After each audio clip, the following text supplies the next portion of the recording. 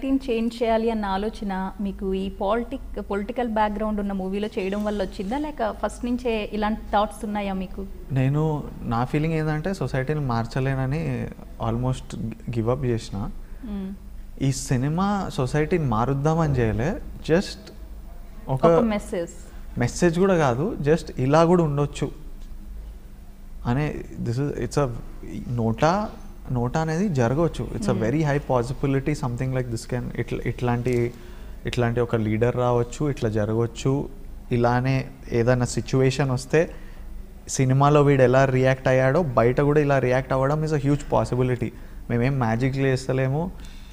మన హీరో వెళ్ళి గుండాలందరినీ కొట్టి స్టేట్ నేమ్ కాపాడతలేడు, ఏ పెద్ద విలన్ ఎవడు లేడు.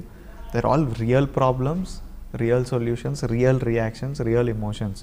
అంటే ఇప్పుడు జరుగుతున్న పాలిటిక్సే మీ సినిమాలో కూడా రిప్రజెంట్ చేశారా, లేక ఏదైనా కొత్తగా ట్రై చేశారా? నో దిస్ ఇస్ ఆల్ అన్ని జరిగిన కొత్తగా. అంటే మనకి ఏదైనా కోఇన్సిడెన్స్ అనిపిస్తుందా సన్నివేశాలు చూస్తూ ఉన్నప్పుడు, ఆ క్యారెక్టర్స్ చూస్తున్నప్పుడు? క్యారెక్టర్స్ చూసినప్పుడు మేము కాన్షియస్లీ ఏం పెట్టలేదు, కానీ కొన్ని సట్లీ, అంటే ఏ ఒక్క క్యారెక్టర్ ఇప్పుడు బయోపిక్లా ఏం దిగలేదు.